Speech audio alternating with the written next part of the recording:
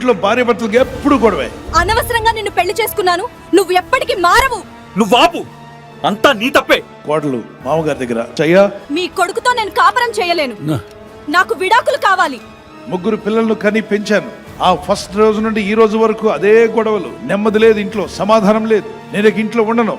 నేను చెప్తున్నాను కదా, మీరు ఎన్నిసార్లు చెప్పారు మీ కొడుకు మారలేదు. కాబట్టి ఇక నేను ఇతనితో కాపురం చేయలేను, వెళ్ళిపోతున్నాను. పిల్లలను రెడీ చేసుకుంది, బ్యాగులు రెడీ చేసుకుంది, వెళ్ళిపోతుండగా అమ్మ ఒక్క నిమిషం ఆగమ్మా, కుటుంబాల గురించి ఈ మధ్య ఒక పేపర్లో చదివాను, ఒక మెడిసిన్ వచ్చిందట. ఆ మెడిసిన్ కనుక నువ్వు వాడితే ఇంట్లో గొడవలు రాకుండా ఉండడానికి వాడుకునే టానిక్ అట.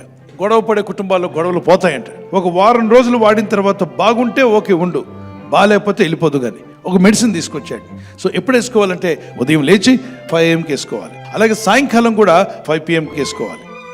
ఓకే అంకుల్ ఇమ్మంటే ఆయన ఓపెన్ చేసి ఇచ్చాడు. 2 కప్పుల అంటే ఎస్ 2 cups. నోట్లో వేసినప్పుడు మింగొద్దమ్మా అన్నాడు. అదేంటి మింగకుండా ఎలా ఉండాలి? నోట్లో ఉండాలమ్మా. మరి ఉయ్యాలంటే ఉయ్యకూడదు, మింగకూడదు అన్నాడు. మింగకపోతే నోట్లో ఎంతసేపు ఉండాలి? 4 hours ఉండాలమ్మా అని చెప్పి 5 o'clock వేసుకుంది. ఉయ్యకూడదు, మింగకూడదు కాబట్టి నోటి నుండి మాట్లాడడానికి వీలు పడదు. పిల్లల్ని లేపింది, భర్త దగ్గరకు వచ్చి కాఫీ అది పెట్టింది. ఏం మాట్లాడట్లా. భర్త నెమ్మదిగా ముసుగు తీసి చూస్తున్నాడు, ఏం మాట్లాడలేదు ఏంట అందంట. పిల్లల మీద కసురుకోవట్లేదు, నా మీద కసురుకోవట్లేదు, చాలా ప్రశాంతంగా ఉంది వాతావరణం ఇంట్లో అని చెప్పి అనుకుని ఇద్దరు క్యారేజ్ కట్టింది అంది. పిల్లలు అనుకుంటున్నారు మమ్మీ డాడీ రోజు గొడవ పడేవాళ్ళు, ఏంటి ఇంత ప్రశాంతంగా ఉంది ఈరోజు అని. అలా 1 రోజు అయింది, 2 రోజులు అయింది, 3 రోజుల తర్వాత భార్య ఏం మాట్లాడట్లా, ఇంతనా అని చెప్పి అన్నట్టుగా సైక్ చేసింది. ఓకే అన్నాడు. భోజనానికి ముందు హోంవర్క్ చేయిస్తున్నాడు భర్త. ఇంతకుముందు గొడవ పడి తనుకునేవాళ్ళు, ఇప్పుడు చక్కగా పిల్లలతో కూర్చొని హోంవర్క్ చేయిస్తున్నాడు, పిల్లలతో మాట్లాడుతున్నాడు. అది చూసి మురిసిపోయి ఎంత మంచి టానిక్ ఇది, నేను వాడుతుంటే నా భర్తను మారుస్తుంది, ఈ టానిక్ ప్రభావం చాలా బాగుంది, ఈ టానిక్ నేను వాడుతుంటే నా పిల్లలు బాగా మారుతున్నారు. వారం రోజులకల్లా వాతావరణం అంతా మారిపోయింది, సమాధానంగా ఉంటున్నారు, గొడవలు లేవు, కొట్లాటలు లేవు, తన్నులాటలు లేవు, గుద్దులాటలు లేవు.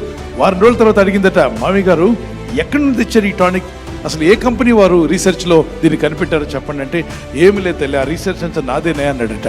కోల పోషించాను తల్లి.